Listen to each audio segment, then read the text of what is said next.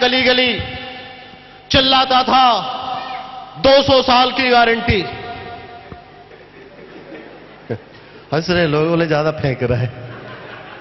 200 साल की गारंटी है। चिल्लाते राजा के महल के पास से निकला तो राजा ने बुला लिया उसको, बुला के लाओ इसको भाई।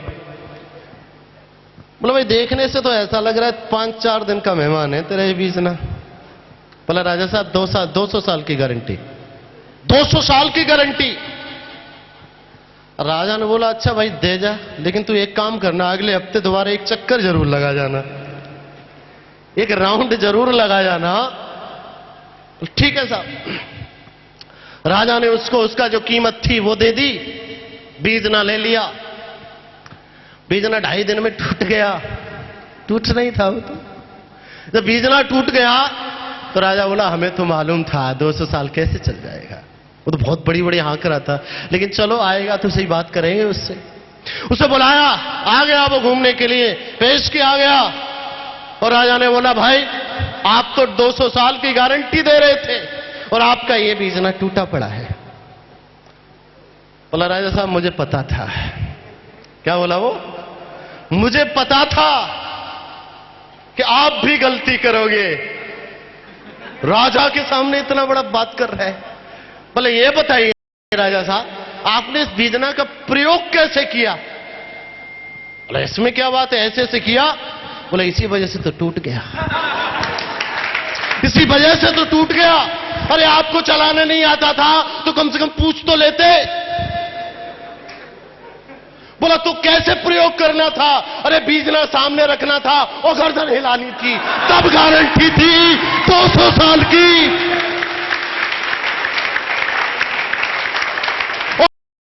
और तब 200 साल नहीं चलता, तब आप हकदारी थे। अरे तो आता नहीं था तो कम से कम पूछ तो ले, सीख तो ले।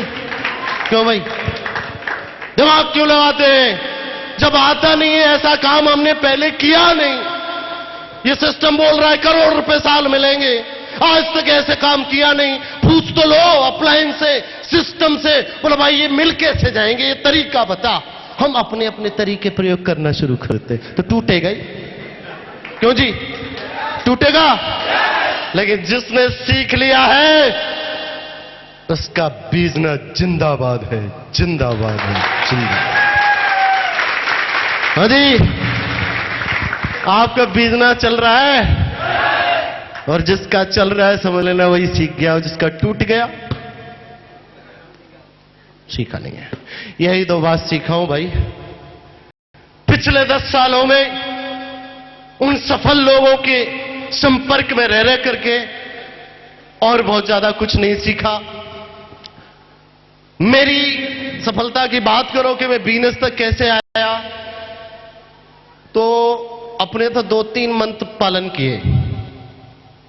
पहले मंत्र का पालन किया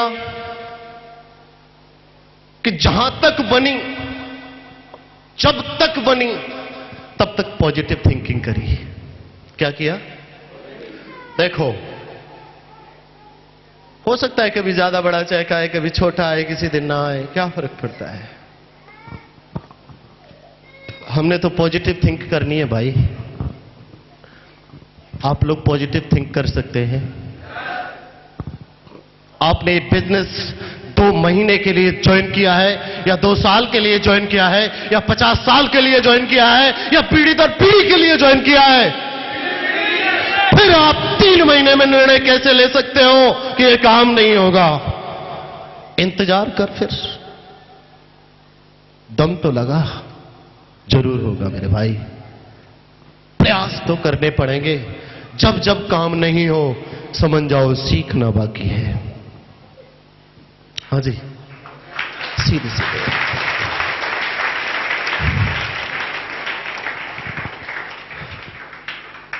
दूसरा, मेरे यहां तक पहुंचने की एक और बात है कि मेरे पास इसके अलावा कोई चारा ही नहीं था। क्यों भाई? लोग बोलते हैं अरे सिक्योर से चेक नहीं आएंगे तो क्या भूखे थोड़े ही मर जाएंगे? तुम नहीं मरोगे, अपन तो मर जाता है। इस वजह से बिजनेस हो गया, इस वजह से।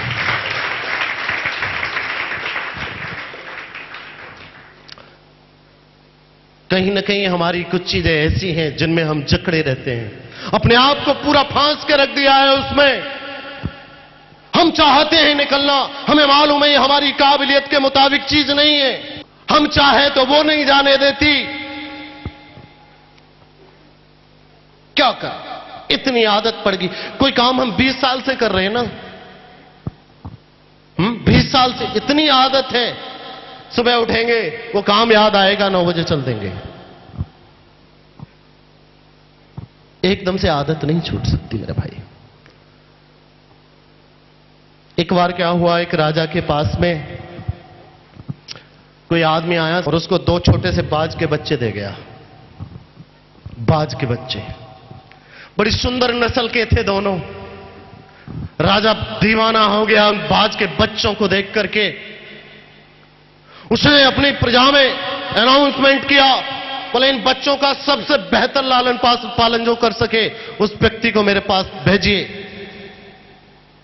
व्यक्ति आया, हम तुझे पूरी तनख्वाह देंगे, इन बच्चों को इतना तैयार कर, इतना हस्त पुष्ट कर दे कि जब ये उड़े एक बार में आसमान को चूम ले, ऐसा तैयार कर। तनख्वाह मिल रही थी, उसने उनको खिलाया पिलाया, बड़े हो गए। राजा का मन किया बहुत समय बीत गया है, चलो मैं अपने बाज के बच्चों को देखता हूं, अब तो वो वयस्क हो गए होंगे। और वो व्यक्ति गया, उसके पास पहुंचा, उसने कहा उड़ाइए इन दोनों बाजों को, मैं इनकी उड़ान देखने के लिए बेताब हूं, लालायित हूं। उसने दोनों बाजों को उड़ा दिया। एक बाज देखते ही देखते आसमान की ऊंचाइयों को छू गया। दूसरा बाज उड़ा तो सही, लेकिन थोड़ा सा उड़ने के बाद उसी डाली पे आके बैठ गया जिस पर वो उड़ा था। बड़ा कष्ट हुआ राजा को, क्योंकि राजा की ये तमन्ना थी कि मैं किसी एक बाज को उड़ता हुआ देखना नहीं चाहता, मैं तो दोनों की उड़ान देखना चाहता हूं। परवरिश दोनों की एक साथ हुई। घोषणा करा दी, जो भी बाज को इसको उड़ा देगा हम उसको मुंह मांगा इनाम देंगे। बड़े बड़े ज्ञानवान विद्वान लोगों ने प्रयास किए, लेकिन वो बाज दूसरा नहीं उड़ सका। बहुत दुखी हो गया राजा, दिन रात यही सोचने लगा आखिर क्या कमी रह गई इसके लालन पालन में जो कि ये नहीं उड़ा। मुझे धक्का लगता है, मुझे इस बात की खुशी नहीं कि वो उड़ रहा है, बल्कि इस बात का कष्ट है कि ये क्यों नहीं उड़ रहा है। कोई नहीं मिला उसे उड़ाने वाला। अचानक से एक दिन सूचना आई कि वो बाज भी उड़ने लगा। राजा हैरान, आखिर क्या किया होगा किसी ने कि वो भी उड़ने लगा। उस व्यक्ति को बुलाया गया, पूछा तो हाथ जोड़ के एक किसान का लड़का था, खड़ा हो गया, बोला राजा साहब ज्ञान की बातें तो हम नहीं जानते क्योंकि हम तो किसान आदमी हैं। बोला तो फिर आपने इस बाज को उड़ा कैसे दिया? बोला साहब मैंने कुछ नहीं किया, मैंने वो डाल काट दी थी जिसकी इसको आदत पड़ गई थी। ठीक है ना, वो डाल ही नहीं मैंने छोड़ी जिस पे ये बैठता था, आदत थी उसको। अब वो डाल ही नहीं है तो अब तो उड़ेगा ही उड़ेगा ना। हेलो, जाने ऐसी कौन सी डाल पकड़े हैं हमें जो इतनी सुंदर अपॉर्चुनिटी होते हुए भी हमें जकड़े हुई है, हमें डायमंड नहीं बनने दे रही। और जिसने भी ये डाल छोड़ी है या डाल काटी है वही सफल है, वही डायमंड है, वही विजेता है, वही दुनिया पर राज कर रहा है। Thank you. मैं आपसे ये नहीं कहता आप जो कर रहे हो वो छोड़ दो, बिल्कुल नहीं कहता कि जो आप कर रहे हो वो छोड़ दो, लेकिन मैं इतना तो कहूंगा थोड़ा सा विचार इधर भी कर लो, विचार तो कर लो। क्या जो आप कर रहे हैं वो आपकी काबिलियत के मुताबिक है? अगर नहीं है तो विचार कर लो। मैं ये नहीं कहता कि हम किराए के मकान में हैं, अरे जिसके पास अपना नहीं होता वो कुछ दिन किराए के में तो रहता है, लेकिन अपना बनाने के बाद फिर भी उसी में रहेगा क्या है? बोला नहीं साहब मुझे तो बड़ी मोहब्बत है, उस कमरे में तो बड़ा मजा आया, नहीं छोड़ सकता। अरे यार छोड़ दे, छोड़ दे मेरे भाई, ठीक है जी। तो पता नहीं ऐसी कौन सी ढाल के आदी हो गए हम